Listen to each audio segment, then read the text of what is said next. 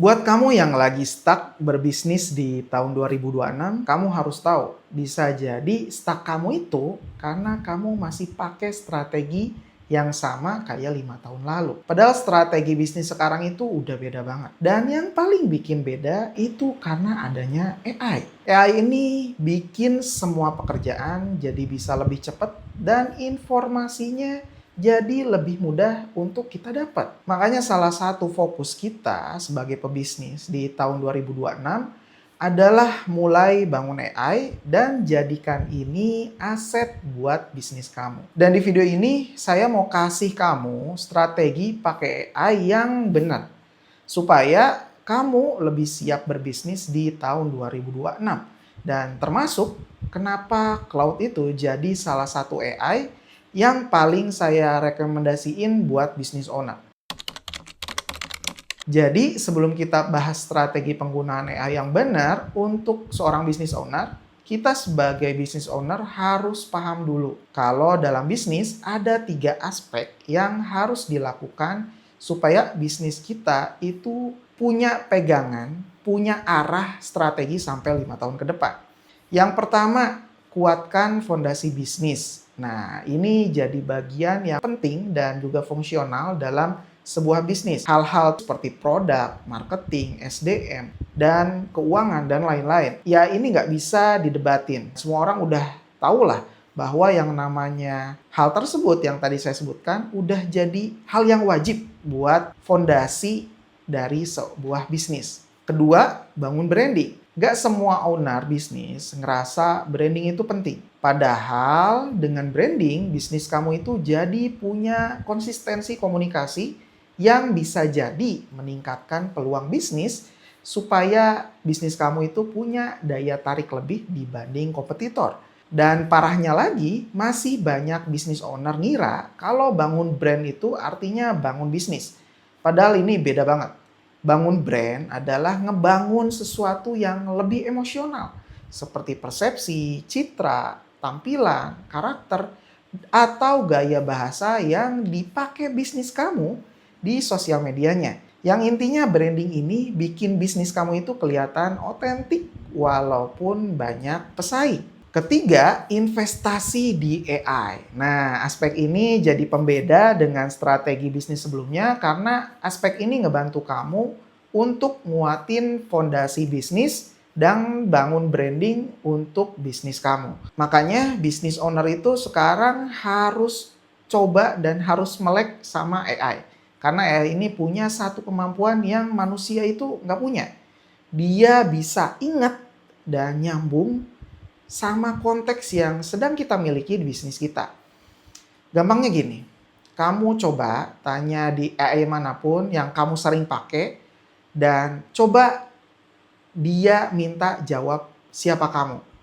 Dan dia bisa jawab karakter kamu lewat analisanya, lewat gaya penulisan kamu, cara kamu selesaikan proyek, dan bahkan problem yang kamu lalui sebelumnya. Nah, skill inilah yang kita gunakan buat bisnis kita agar bisnis kita itu bisa bertumbuh secara konsisten. Kalau kita lihat sendiri, di dunia bisnis itu kita ini ibarat sedang berperang atau berjibaku dengan banyaknya kompetitor. Dan untuk memenangkan kompetisi ini, kita ini sebagai business owner harus cerdas dan lebih terdepan dalam menguasai semua aspek di dalam bisnis kita. Dan untungnya saat ini kita dibantu dengan kecanggihan AI untuk urusan monitor bisnis atau untuk konsistensi branding, menurut saya insya Allah akan jauh lebih mudah dari sebelumnya. Jadi intinya prioritas kita di tahun 2026 ini bukan milih salah satu untuk kuatin fondasi bisnis atau bangun branding. Tapi yang harus kita segera kuasai adalah kuasai AI untuk bantu kita ngebangun bisnis dan brand itu bisa secara berbarengan lewat AI. Dengan konsisten dan tentunya dengan terarah. Dan ini yang jadi alasan channel ini dibuat. Saya itu bukan ahli coding, bukan engineer AI gitu ya, tapi business owner yang lagi ngeimplementasiin AI buat bisnis saya sendiri. Sejauh ini AI itu bantu banget baik di bisnis maupun di brand saya.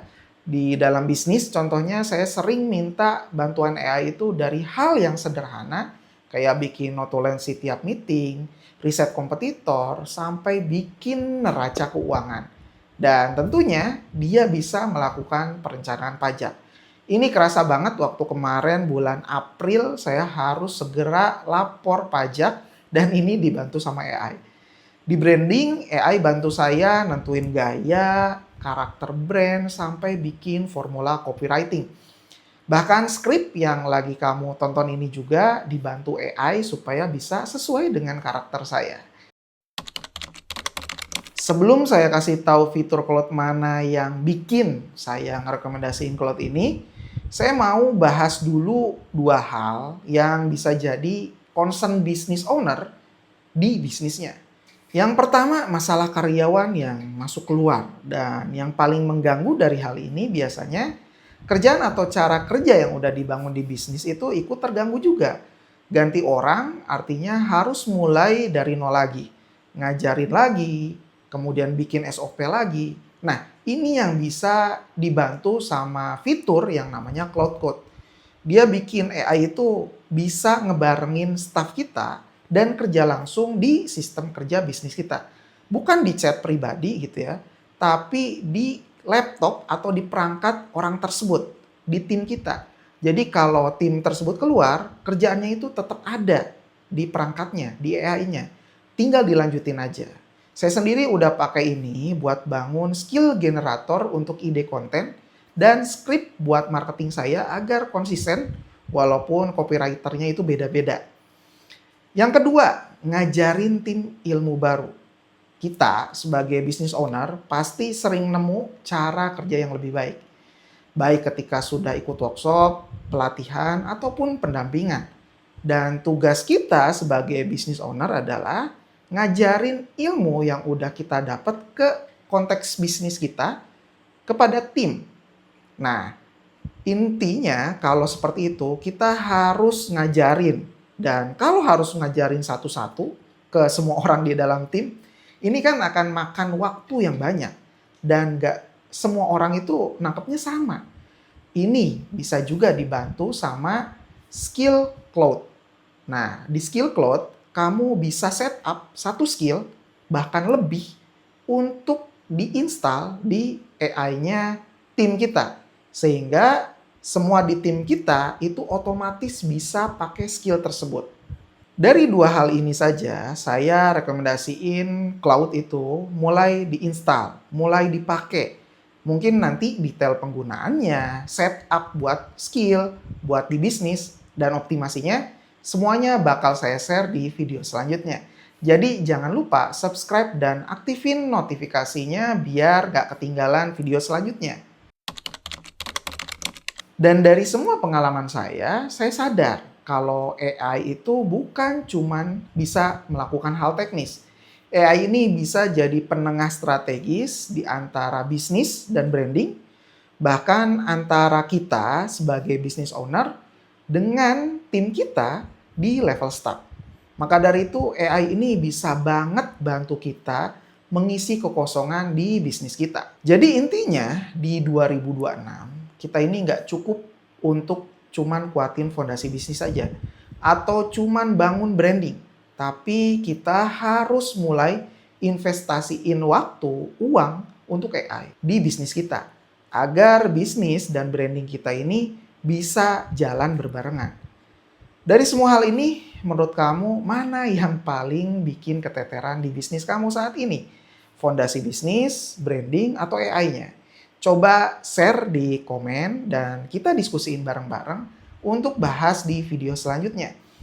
Makasih udah nonton sampai akhir video. Sampai ketemu di video selanjutnya.